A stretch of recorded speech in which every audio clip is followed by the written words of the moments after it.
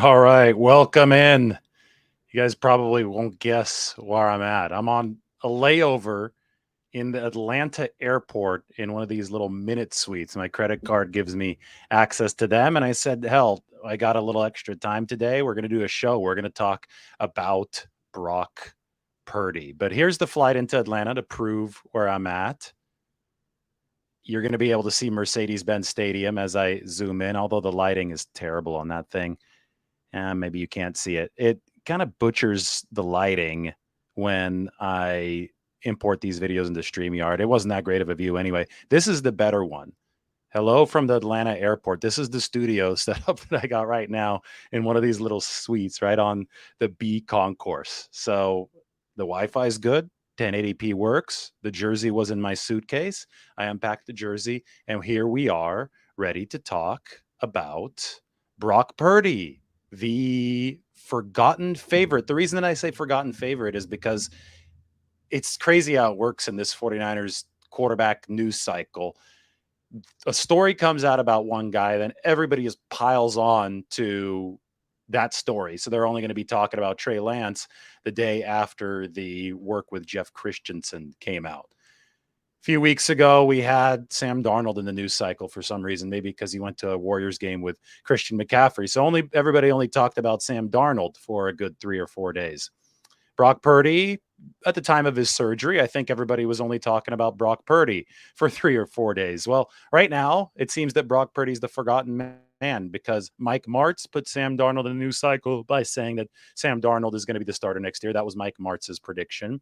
And then Trey Lance is in the news cycle, obviously, because of the Matt Barrows article. My colleague wrote a nice piece yesterday interviewing Jeff Christensen, the quarterback coach, who had some good things to say about Trey Lance and the progress that he has made. But we cannot lose sight of larger picture perspective.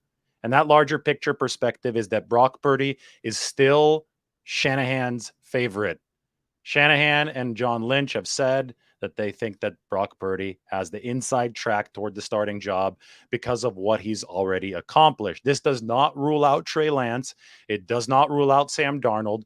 But instead of violently going from QB to QB as far as 100% of the attention goes, we need to keep all three in consideration as we go through this process. So that's why I said the forgotten favorites. Purdy is the favorite to be the 49ers quarterback in 2023. That's not debatable. He is the favorite. Lynch and Shanahan have spoken there. But the job is open because of uncertainty elsewhere. We just shouldn't take uncertainty to mean that we fly from QB to QB without discussion of the big picture at every single break in the news cycle. What I will say about Brock Purdy is the pressure really is on him this offseason. Why don't we consider all of the pressure points on Brock Purdy, starting with the fact that he's got to recover from a torn elbow on deadline pressure. 6 months from time of surgery was the initial general estimate. And that put him right up at week 1. So there's deadline pressure here. And a torn elbow, obviously, that's no joke for a quarterback on the throwing arm. It's probably the one injury, maybe that and the shoulder, that really, make you say, oh, okay, that's the one part of the body that the quarterback definitely doesn't want to injure. But Brock Purdy has to recover from that. On top of that, Purdy has to stave off Trey Lance, fresh off of his rehab. I'm talking about Purdy being fresh off of his rehab and on that deadline pressure. And as we've discovered here over the course of this offseason, Trey Lance is working hard to make up ground. He's actually able to do so at a more efficient clip this offseason because the ankle injury didn't actually disrupt his work on throwing mechanics like the fractured finger did the year before. So Brock Purdy has to deal with that as well. He also has to stave off Sam Darnold, fresh off rehab and on deadline pressure. And Sam Darnold seems to be working with a vengeance right now. Sam Darnold actually closed last season healthy, closed last season playing well for the Carolina Panthers. So there are two competitors for Brock Purdy in that QB room now that he has to deal with on top of that elbow injury. And then this is one that a lot of people, I think, are forgetting because they're so focused on QB battle within the 49ers. But how about Purdy's battle against defenses and NFL defensive coordinators coming into year 2? He's going to have to brace for adjustments. We see this happen all the time. A quarterback will come out gangbusters. He'll light the league up. But then after an offseason, after opposing defensive coordinators have a chance to watch some tape, they diagnose some of his weaknesses, and boom, they adjust. The QB has to be ready to counter adjust. He has to be able to play that chess match. And this is going to be a pressure point for Purdy. It would have been a pressure point even if he hadn't hurt his elbow. Defensive coordinators were going to get to look at a full offseason's worth of film, and they were going to adjust to Brock Purdy, and he was going to have to counter adjust accordingly. So the pressure on Purdy comes from, I think, 4 different points. And I think because of that, we're about to read most of the book on Brock Purdy, how he faces this pressure, how he reacts to it. Does he, stave off all competitors even as he's fresh off of rehab?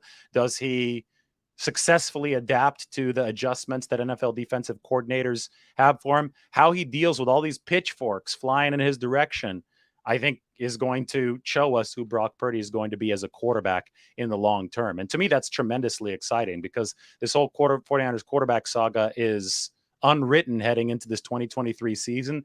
But we know that we're going to know a whole lot about Brock Purdy and how he overcomes adversity, how he handles stuff going southward. We're going to know that for sure as this 2023 season rolls along. I will say about this, the counter adjustments that Brock Purdy has to make, he was already presented with some of that homework in his 2022 run. Remember how opposing defenses started making him roll to his left? They started making him get out of the pocket to his offside, because if you're a right-handed thrower, you're going to want to roll to your right so you can throw without flipping your hips.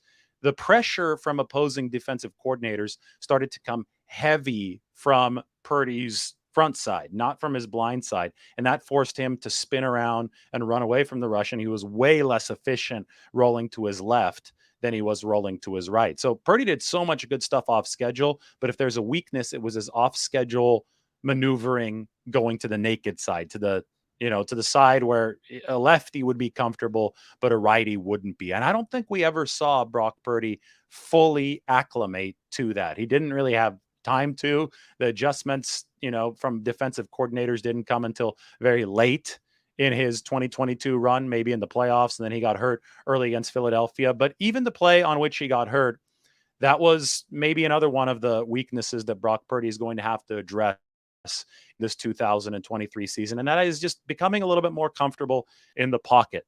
You can't bail all the time. He was really good off schedule. He's got the really quick 10-yard burst, so bailing can seem like a good idea.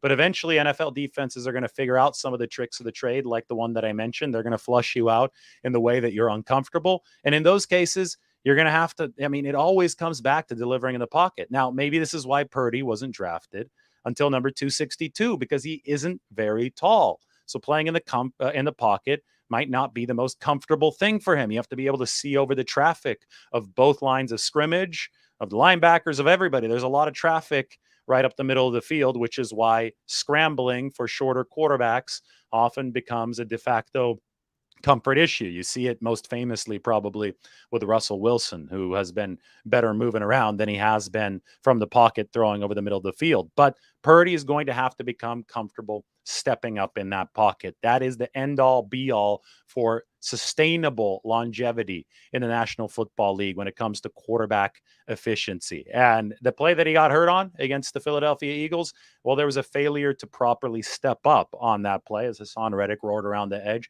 It wasn't the worst blocking job ever from Tyler Kroft. It wasn't great, but it's not like he just let Hassan Reddick run through him. He made Hassan Reddick take the longer angle to Purdy. And if Purdy had stepped up just a half a step, probably doesn't get his elbow torn apart, right? So it's nuances like that that are so important. Commanding the pocket, that's what made Brady such a great, right? Brady knew when to take a half step up, a quarter step up, maybe 2 steps to his side. He was able to shuffle around the pocket in a way, even at his advanced age, in a way that made him quick and effective within the pocket without needing plus athleticism. Mastery of the pocket is something that Brock Purdy is still working on. And, along those lines, Trey Lance and Sam Darnold are both working on those too. But Purdy, I think, especially because the league has significant tape on him, he's going to have to make that adjustment. He's going to have to get better. Again, it's going to be tough. He's not as tall as Sam Darnold. He's not as tall as Trey Lance. but he still has to be able to deliver from the pocket. There are ways around it if you don't have great height. Creative throwing angles, creative footwork in the pocket to be able to find those throwing angles visually, right? And I think Brock has to play to continue to develop the ability to counter adjust effectively against NFL defenses. But the pressure on him is going to be immense this year. And it's going to be really, really fun to see if a diamond does come out of this pressure. Because last year, it's not like it was a pressure-free environment for Brock Purdy last year. He stepped in there for Jimmy Garoppolo against the Dolphins on one of the best teams in the NFL, and boom, he delivered. Obviously, having great talent, surrounding talent helped Purdy, but still, yeah, he's as a rookie, he had to step up to a monumental task, and he got the job done. But it's only going to get harder because he's recovering from that torn elbow, and because defensive coordinators are ready for him now, and because Trey Lance and Sam Darnold are going to be breathing down his neck. So it's going to be really fun. They say that if you've got somebody that's made of the right stuff, that pressure will create a diamond, right? And we'll see if Brock Purdy does react in that way. This is one of my favorite pictures from last year. Purdy, George Kittle. I wrote the article, How Brock Purdy is Mastering the Point Guard Role in the 49ers Loaded Offense. It talked a little bit about Purdy's biggest weakness, at least in the eyes of Kyle Shanahan, and that is trying to bail the pocket too early. He can't do that. Shanahan wants him to play on schedule. That's how you play point guard in the offense. It is not a pejorative term to call a quarterback a point guard, because that's who Kyle Shanahan wants. He doesn't want somebody that's ad-libbing, doing crazy stuff. He wants somebody playing within the structure of the offense. And the play that really frustrated Kyle Shanahan last year was the touchdown pass to George Kittle against the Raiders. Kittle was the fifth read on the play, but Purdy missed the first read, Juwan Jennings. So he scrambled around and found Kittle on a spectacular play. It's great that Purdy has that physical ability, but Kyle Shanahan would rather see Brock Purdy hit his first option, and that was Juwan Jennings on the play. And that's something that Purdy has been working on this offseason, even while he's been hurt. He's been able to watch tape.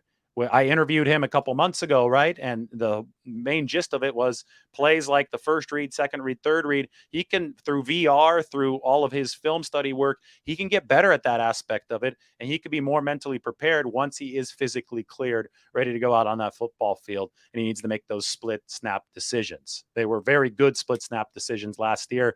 I think Shanahan might have thought that Purdy was in lockstep with the play caller more than any other quarterback that Shanahan has worked with in his 49ers tenure. Jimmy Garoppolo would freewheel a little bit, right? And Kyle Shanahan, again, just like Brock Purdy, Kyle Shanahan doesn't like those plays all that much.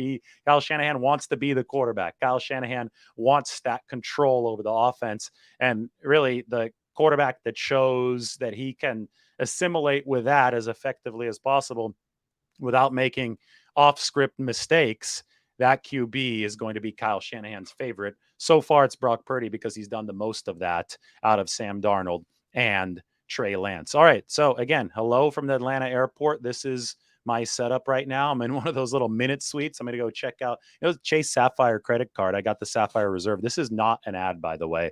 I'm just telling you what my setup is. They hook you up with one of these suites. Thankfully, I have the 17 jersey with me. And they also give you like $30 worth of food at, I think I'm going to the Sam Adams Brew House after this. So that's going to be fun. Reward myself a little bit. Then get on the last flight of the day to San Francisco. But I'm all about efficiency. And efficiency means if you have a 3-hour layover, which I did today, book your flight on points. 3-hour layover, they kind of screw you with the layover, but hey, I'm happy I have the layover right now because this suite is cool. It's like really soundproofed as well. So the audio is pretty damn good in here. That's why you always have to carry the mic with you. 49ers OTA practice is on Tuesday. The open one is on Tuesday. We're not going to see Brock Purdy, but I felt the need to talk about him today.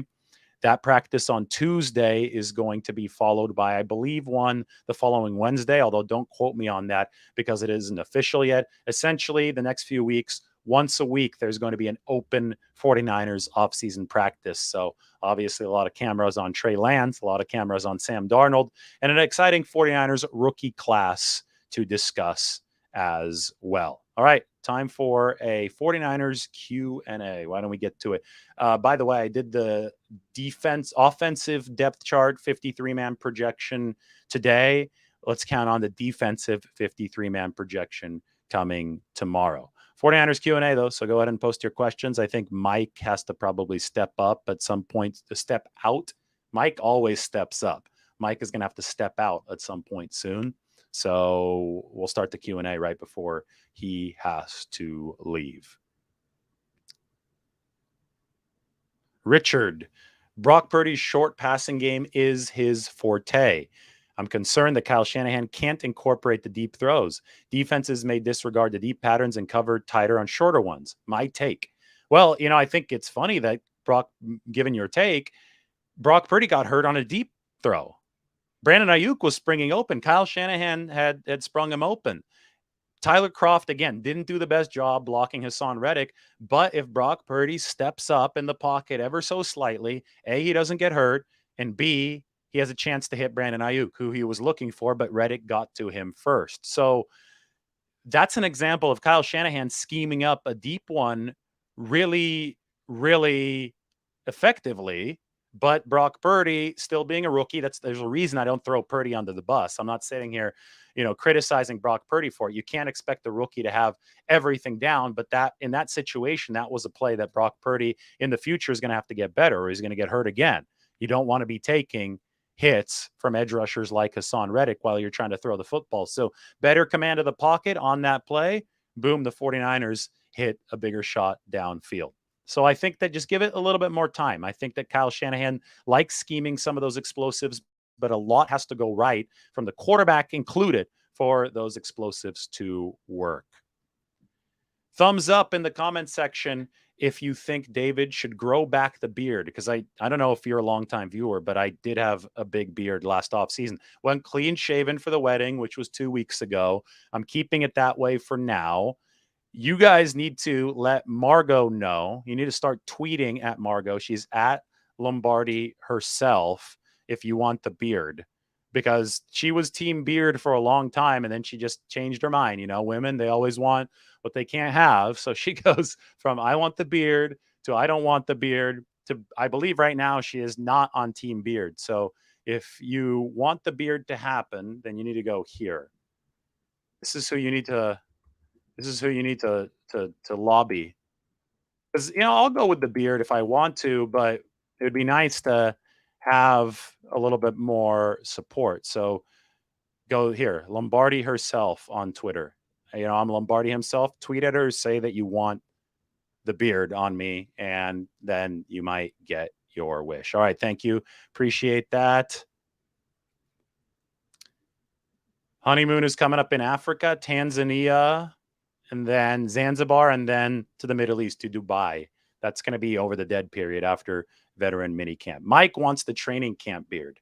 Think that's something that everybody can lobby for. All right, more questions about the 49ers. Let's get back to business.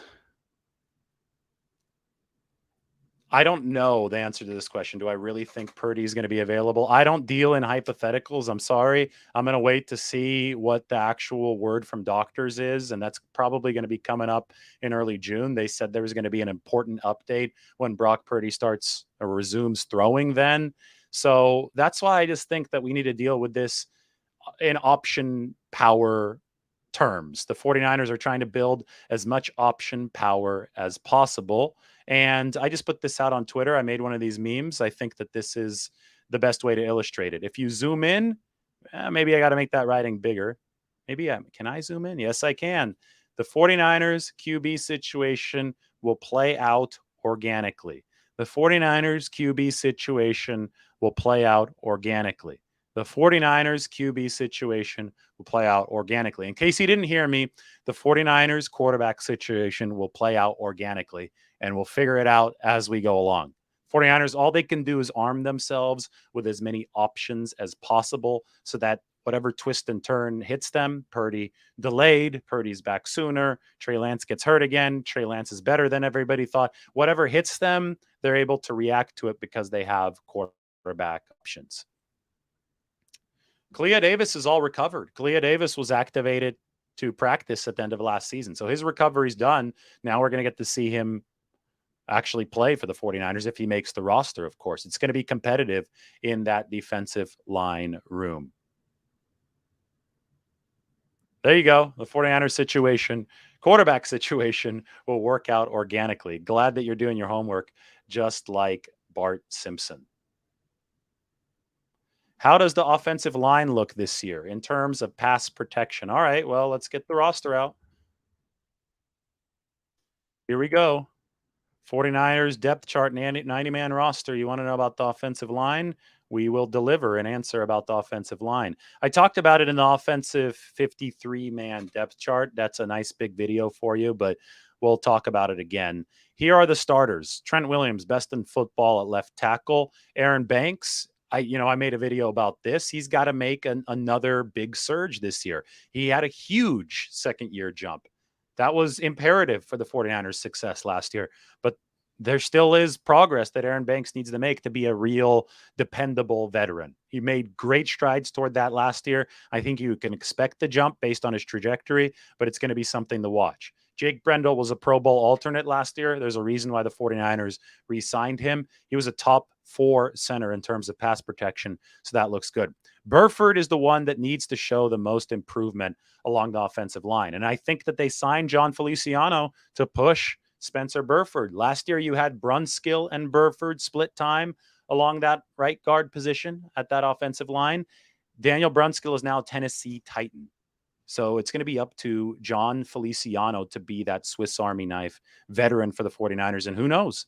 Maybe he leapfrogs Spencer Burford. I do know the 49ers are encouraged by the progress that Spencer Burford has been making this offseason. He was a rookie last year. He can make a jump just like Aaron Banks between years 1 and 2. And the big benefit is that Burford was good enough to play as a rookie. So let's wait and see exactly where Burford's at.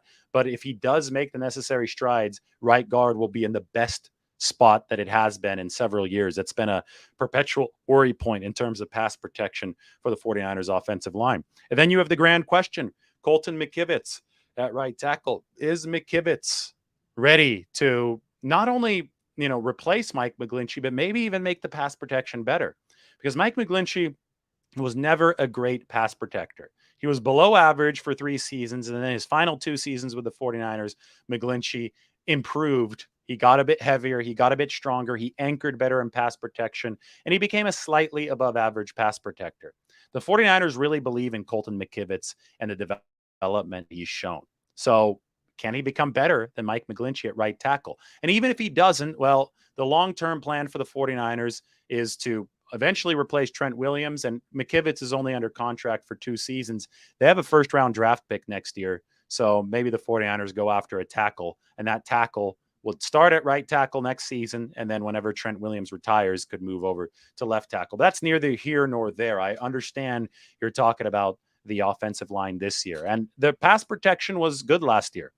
It was bad up until 2021 when they picked up Alex Mack to add on to Trent Williams. They became a above average pass protecting unit. I thought they built on that a little bit more in 2022. The problem is that they still struggled against the top pass rushers that they faced, the Dallas Cowboys and the Philadelphia Eagles in the playoffs. So more improvement is still needed, and that's why there's so much pressure on Aaron Banks to take yet another step, on Spencer Burford to take yet another step, on that entire trio in the middle. Remember last year, Banks, Brendel, and Burford, they were all first-year starters. Now they're going to be playing together for a second straight season. Maybe that's going to be the key to make the interior that much better. And then you have to see how Colton McKivitz does at right tackle. So I think the 49ers have given themselves a chance to improve the pass protection, but they have to put in the work now. And that's why we're going to track this so closely over the next few months. Has Mahomes commented on Trey Lance's progress? No public comments yet from Patrick Mahomes. I don't think that Danny Gray is going to take the 3rd wide receiver spot because I don't think he's nearly as good of a blocker as Juwan Jennings. Juwan Jennings has, I don't want to say a stranglehold on the spot. I mean, Juwan Jennings is, he's in a position right now where, yes, it's going to be a contract year for him. They brought him in as an exclusive rights free agent. He's just a dog, though. The way that he plays that position in terms of blocking, he plays violently. He gets under opponent's skin. Kyle Shanahan thinks he's the best separator in the entire wide receiver room, better than even Brandon Ayuk. I think that Juwan Jennings is significantly ahead of Danny Gray, who's going to be more of a specialty speed weapon for the 49ers. Yeah, and there you go. Outside wide receiver, not a slot guy. Danny Gray is there for his speed. And they also have Chris Conley there now, who's also there for his speed. So the battle is Danny Gray against Chris Conley, maybe for the final roster spot this year. 49ers aren't afraid to let go third-round picks. That's how deep this roster is. Ronnie Bell's intriguing to me. I mean, he was a tough receiver at Michigan. I would like to see where he ends up slotting in for the 49ers. Think that a banner year is coming for Juwan Jennings, do you? If Lance balls out, Mahomes is a new all-time QB coach when he retires. I think he's going to have a little too much money to want to be coaching, probably be on TV or just, I mean, he's making what, 400 plus million on this current contract with the Kansas City Chiefs, but it is a nice thought. Don't take away credit though from Jeff Christensen. Jeff Christensen is the actual coach in this situation who brought Mahomes and Lance together. He's the one that mechanically looks at throwing motions. He's one of the reasons that Jimmy Garoppolo is such a quick release. And I've shown you the video over and over of how much quicker Trey Lance's release is now. That credit needs to go to Jeff Christensen, who has a track record now of really, really refining the throwing motions of NFL quarterbacks.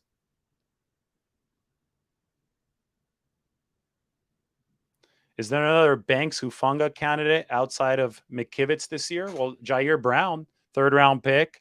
If you're talking about a Hufanga candidate, JaMarr Brown has a lot in common with Talanoa Hufanga coming out of college. Slower 40, 4.6, but plays fast. 49ers R&D department have him as playing fast. Turnover machine, 10 picks.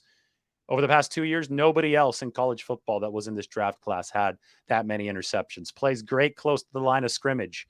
Hufanga might have been a little bit more of a missile, is a little bit more of a missile when it comes to those tackles in the backfield. But boy, JaMarr Brown also knows what he's doing close to the line of scrimmage. So I would say him. And then I would say the guy that I wrote about the other day, Braden Willis. I could put this article back up on the screen. This is my most recent one for The Athletic.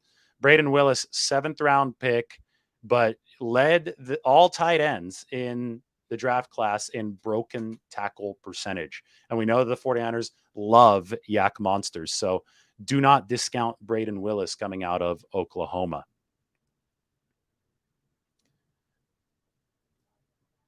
Drake Jackson as well. I mean, Drake Jackson, he's not just a Hufanga kind of guy. He's a hinge point. And I guess Hufanga was a hinge point last year. They need Drake Jackson to deliver opposite Nick Bosa if they want to be the overpowering defense that they think they can be. They were number one last year. They want to take another step, both under new defensive coordinator Steve Wilks and with some personnel delivering more than it did last year. And Drake Jackson getting bigger, stronger, more endurance for the marathon of a season. That is one major key for the 49ers. Who do people think the better kicker is, Jake Moody or Robbie Gould? I wonder what people think right now. You can type it in the comments section. We'll see how Moody adapts to the NFL level. That's the first key. If mentally he can handle it, he's younger, he's got a stronger leg than Robbie Gould. Might not be quite as accurate just because that transition probably is going to take a little bit of a toll. But he can develop that over time. And he's a hell of a lot cheaper than Robbie Gould would have been this year. That's for sure. Yes, I do think that Ray McLeod will make the 53-man roster. It was a valuable special teams player, gadget weapon for the 49ers last year. I mean, I did my offensive projection already on the 53-man roster. If you want to take a look at the receiver room, here you go. 6 wideouts, Ayuk, Samuel, Jennings, Bell, Gray, Ray McLeod.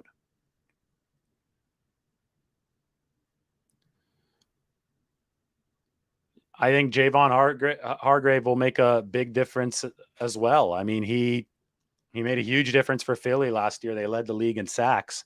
The weakest portion of the 49ers defense last year was right here, was the defensive tackle spot. And now look, you have Armstead and Javon Hargrave. You have Javon Kinlaw and Kevin Gibbons' depth. Look, you have CLIA Davis and Kerry Hyder way down here. 3rd string depth. One of these two guys may not make the team. That's how deep they are. So, yeah, Javon Hargrave, he's a stud. He was the best defensive free agent on the market, and the 49ers were able to acquire him. How do I feel about the 49ers secondary this year? Well, the front line, I think, is damn good. Charvarius Ward, Diomero Lenore, Isaiah Oliver, nice pickup from Atlanta, where I'm at right now. Hello from the Atlanta airport. Talanoa Hufanga, Tashawn Gibson, one more year from him at age 33, and JaMarr Brown waiting in the wings. I consider that the front line. But it's the depth that would concern me if I were a 49ers fan. Because Samuel Womack is a player, right? I mean, he was great on special teams last year, but still, I think the jury's still out as far as how good of a defensive back is this guy going to be. Darrell Luter Jr., a lot of excitement about him, but how good is he going to be in the pros? George Odom is more of a special teams guy who can give you good depth to the safety position, but you're not going to rely on him to be a long-term starter. I'm still sketched out by the cornerback depth. And for that, you need Ambry Thomas to step up. He needs to have a renaissance, a resurgence. Now, Deshaun Jameson is really interesting. You see him highlighted right there, right here. Deshaun Jameson out of Texas. He might be a little bit small for an outside cornerback position, but maybe not, because they're paying him $120,000 guaranteed, which is the most out of any of their undrafted free agents. And this guy was a baller at Texas. So look out for Deshaun Jameson. The point is, look at these young defensive backs, especially the corners and the nickel backs, and see if they can become quality depth for the 49ers this year. If that happens, this secondary is going to be better than last season. Right now, I like the front line, but we know that injuries are a reality of life. Do you think the 49ers want Jameson to take over from McLeod on special teams? Ooh, that's a good point, because Jameson returned some punts for Texas, and you could use McLeod more on offense because he looks explosive. I mean, any rookie that comes in and grabs a job like that, a punt return job or a kick return job, you name it, yeah, the team is all in favor of that because it's a cost-controlled, economically efficient option, right?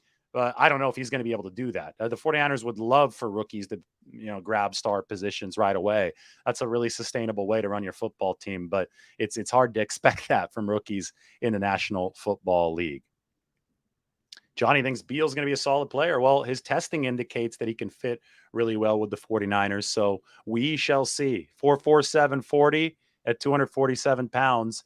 That is impressive.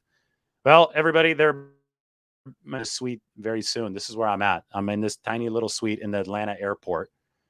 So it has treated me well. Minute suites is what they call it. So go ahead and check it out. I mean, good enough Wi-Fi to run a show. But I have to go get some food, maybe a little bit of beer, and then I have to take off and head off to SFO. So hopefully you appreciate it. I'm doing shows even from layovers now as I travel, trying to grind, trying to get you all the 49ers information that you might enjoy. So hopefully everybody's having a good Saturday. Like the video, subscribe to the channel. We will talk to everybody very soon, maybe from San Francisco, hell, maybe even from dinner. Maybe I'll have a thought from dinner here in Atlanta. I'm going to go to one of the little brew houses here. Hopefully it's good. It's already 8:30 Eastern time. And that last flight to San Francisco, that's rough. I don't think I'm getting in till In-N-Out time. That's what I call it, because I'm going to In-N-Out Burger as soon as I land in San Francisco. That is a tradition whenever we return to California. All right, everybody, like the video, sub to the channel. Hope you enjoyed it. Hope that the new location didn't jar you all too much. We'll talk to you very soon. Take care.